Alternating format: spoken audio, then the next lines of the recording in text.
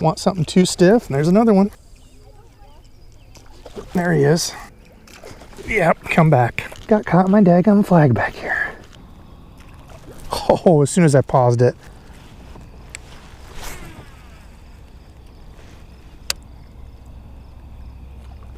Oh gosh, there's one. Guess I had to go out farther for him. Man, that dude smoked it. Holy smokes. Absolutely crushed that thing. Look at it. Not even a big fish, but absolutely demolished that topwater walking bait. God, and he looked bigger. When he hit that, he looked like a bigger fish. Little dude. Smaller than the drop shot fish I was catching. But he was out there. He was out there farther. Okay. Farther, maybe?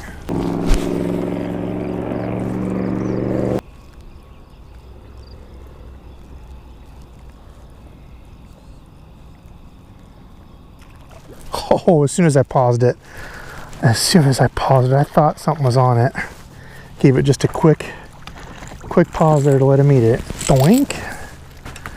He smoked it. Look at this, sun going down top water. Man, these fish are out deeper out here. Little wolf pack schooling or something, I guess. I don't know, but they're deeper. I thought for sure we'd catch some up shallow with it, but these fish are way out here. Glad I got lights on the yak. I wanted to stay out and fish a little longer, see if I could get some topwater going. Oh my gosh, the gnats though are just all over my eye orifices. Another one. Gosh, yeah, they are all way out here. That's a better one. That's a better fish. Unless he's in something out there. A little bit better than the others. There must be some grass that grows all the way up out there. This could be a whole different thing to talk about. Being able to get out in the yak and get out to some of this. I don't know if there's a hump out here or what.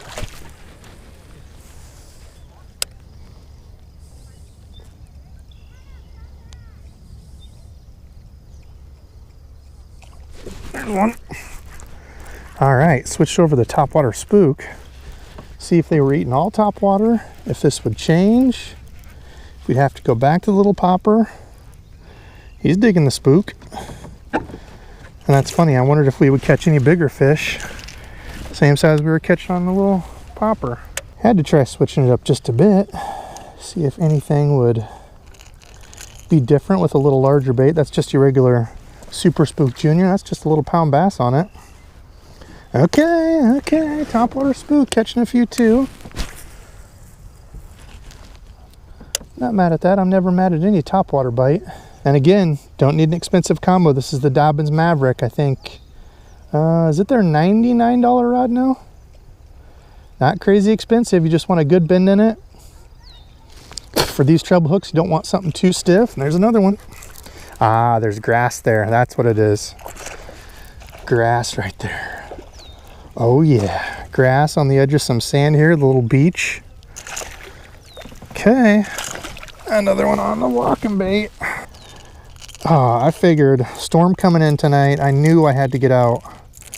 Luckily, bless my wife, man, she is patient with me for allowing me time to fish, doing YouTube. This stuff takes a lot of time. Shout out to the wifey. Okay, 2 on the topwater walking bait, and I'm getting up on top where I didn't want to. There's some grass out here on the edge of this, and I think that's what they're sitting up here in.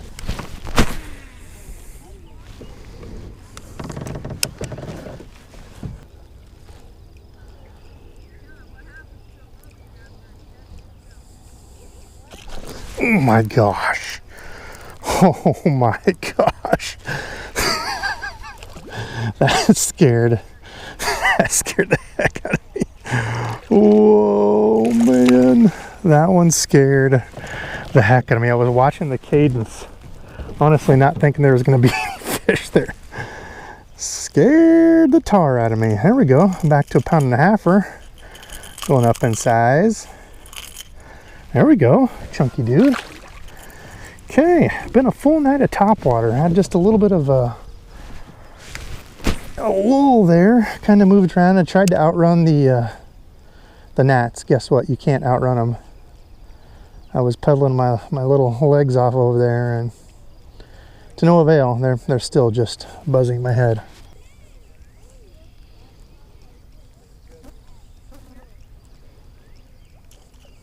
Missed it. Missed it. Come on, come back for it, buddy. Come back for it, buddy. There he is. Gave it a little pause there, let him catch up to it. There he is, came back for it. Another decent little fish. Gosh, look at him digging.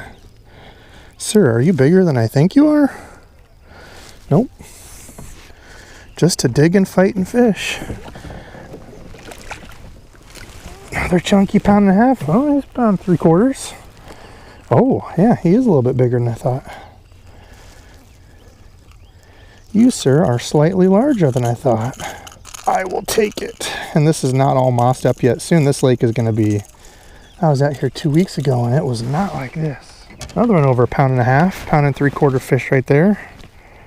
All right, love it. We'll take it. Thank you, sir. Let's just keep finding. Let's keep finding these topwater eating fish, dang it. Might even have to, if we keep catching them tonight, might have to make this a part 2. I need to turn my lights on though. I'm gonna be out here past sunset. Don't want the old dinner coming after me. Well, I had to pull over quick. Of course, I got on a good bite, which is okay because I need to turn my back nav light on anyway. I can usually reach it with my rod, but frickin' bug again, dude.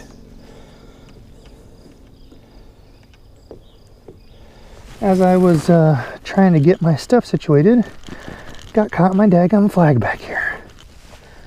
Oh my gosh, there's a bajillion little bluegill up here looking at me. Hey, what's this guy doing? Oh, just an idiot in his kayak trying to get his hooks untangled from this stupid flag back here.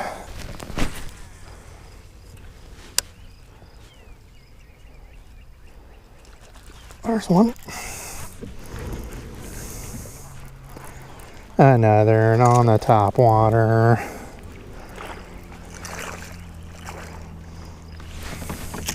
Okay, another topwater bass. I'll take it. I will take it. Sun's going down. We got to try to maximize the time here. I did bring my headlamp out too. Only problem is with fishing at night, you guys can't see it. That's kind of lame.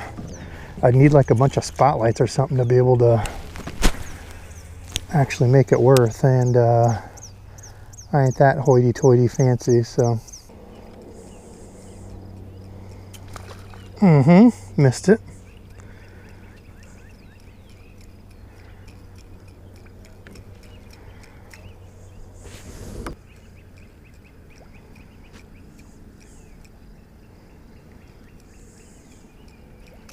Yep, come back. I was hoping he would. Oh man, wasn't big though, dude. The way that dude smacked it, he looked like a beast. Just a little guy. Just a little dude. Sir, I thought you were an absolute gargantuan the way you come up after that, but I guess people usually say the big ones just kind of slurp it and the little ones are the ones that go nuts after it. There we go, another little pounder. But it's on the Topwater Walkin bait. I will take all these. This might end up being part 2, I'm not gonna lie. Oh yeah, there's a bunch of shallow grass in here. This might be a 2-parter tonight. I thought, well, you know, we'll see if we can get a couple of these, but it looks like we might get a couple more than a couple. And here's one. Yeah, I think we can do a part 2. I think we can have a couple different talks about these fish. What do y'all think? Does this look fun? Oh, yes. If you say this is not fun, unsubscribe. Don't watch my channel because topwater fishing is a freaking blast. Oh my gosh, that dude wolfed it too. Gorge that thing, man, when they're eating it this good. I know I said it earlier, but you know they want some topwater. A little blood, but he's all right. That was just barely in him. You know what else is also still alive and very awake right now? These stupid gnats. If you watched part 1 of me fishing the tiny popper, they were relentless. as the sun's gone down, I thought, yeah, you know what, maybe they'll let up. It's getting kind of cooler. They'll go do, I don't know, something else productive besides just swarm my face and such all night. No, no, they're still all over me. There's a cloud of them. Remember the old Charlie Brown with Pigpen where he had the dirt that followed him around? Oh yeah, another one. I'm following these fish around, dang it. Oh, my battery's about to die. And I can't really blame this on, oh, I caught a fish, the battery's gonna die, because it's been a consistent bite. Consistent catches on the Topwater Walkin bait, baby. Look at it, dude. It's a thing of beauty. And that's one of the, over a pound, well, pound and a quarter. That's one of the custom colors from the Super Spooks. I don't remember which one that one is, but Lure Net, that's the cool thing, is they have all kinds of custom colors. Oh yeah, Super Spook Junior.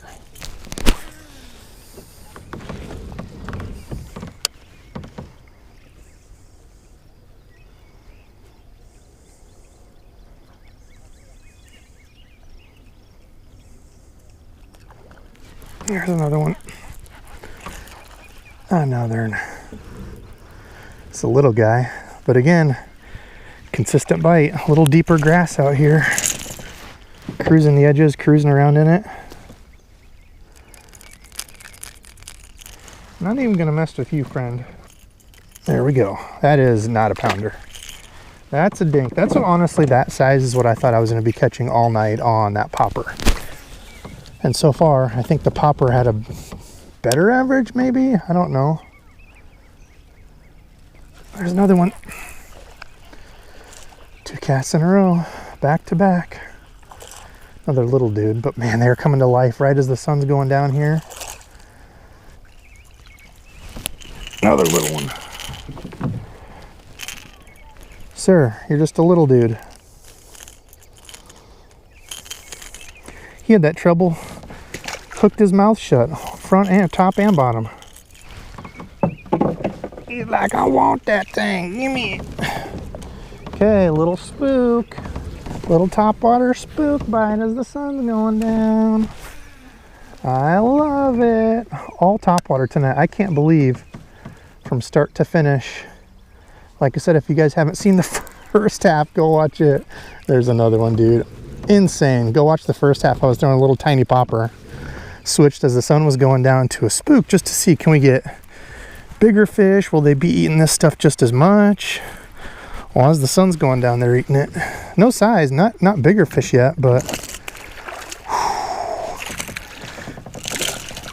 they are eating it, that's for sure. Oh gosh, what a blast. What a blast when they're eating like this good. See, here's all that grass stuff that's out here that they're in. Different than the pads that we were throwing out earlier. This is more of that stemmy, long grass growing out here a little bit deeper. Okay, before it gets too dark here, that's that custom color white. A little bit of orange on the belly, some chartreuse up top, which is nice. Then you can see which way it's walking, because they're really not seeing a ton of that. Really just more of the belly and the sides as I walk it and it flashes. So I like the chartreuse head. That's more for old Debo to see where it's going. Come on, topwater eating fish. Don't turn off yet.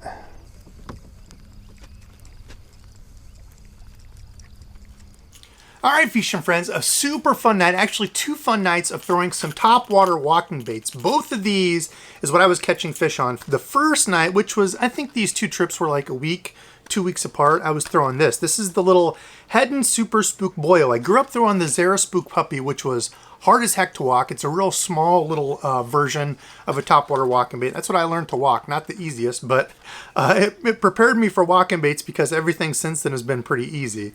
This Super Spook Boil was really just like a downsized version of this Super Spook Junior. So a great, good little finesse for like pond fishing, smaller lakes where they're not feeding on super huge, you know, large bait fish and stuff.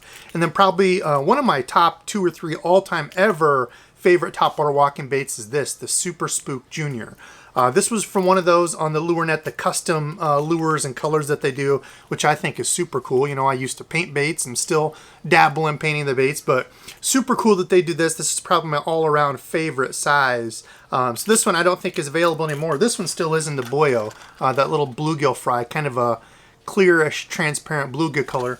But awesome. The lakes I have around here now, it's generally a boat thing. So from bank fishing, I haven't gotten on it as much in the summer. But those fish that are out toward the middle, feeding up during the summer, kind of those wolf packs of bass, a topwater walking bait like this is really, really hard to beat. It mimics a baitfish, you know, kicking back and forth up on the top, swimming away. And the biggest tips I guess I can give you for throwing these, if you're new to it or maybe you're having trouble getting bites, is vary your speed.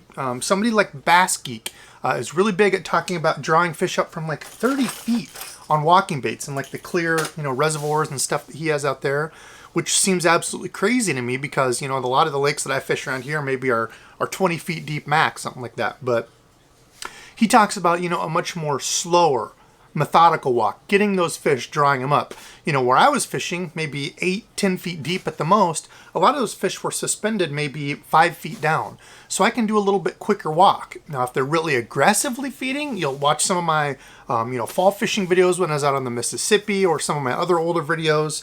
When they're up really shallow chasing bait fish, they'll pin them up on the shore.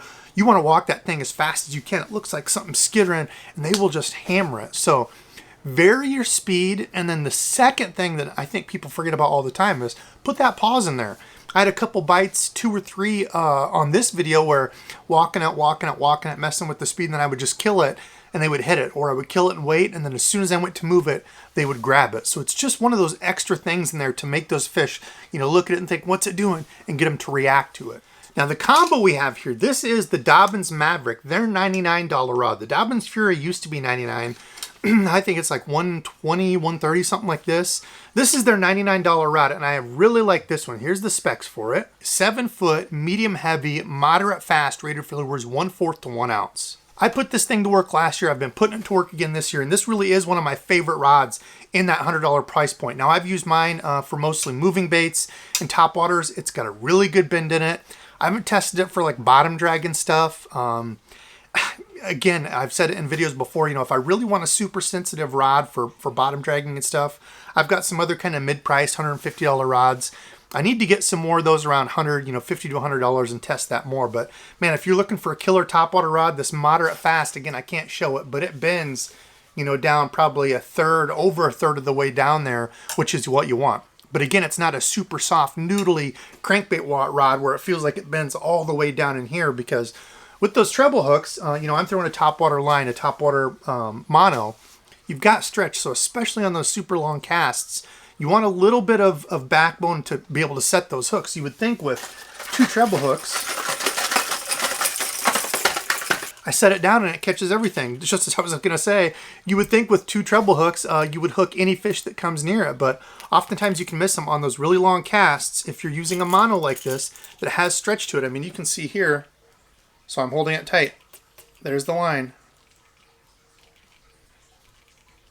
That's the stretch in it, even when it's tight. So you've got to have some backbone in it. Some people prefer braid to a leader, something like that, to get those fish on really long casts. I just make sure I'm pulling into them and really giving a good bend in that rod when I get them. But yeah, the reel, sorry, forgot about that. The reel is the Daiwa CC. If I show you there, CC80. This was sent from a subscribed fishing friend. It has the white handles because it was part of the combo, but great budget reel. You can feel a little bit of flex in it, and that's something that we're going to have to talk about because it is a graphite frame and side plate reel, but I use it for topwaters, treble hooks, things where I'm not setting the hook super hard and really grinding on that fish.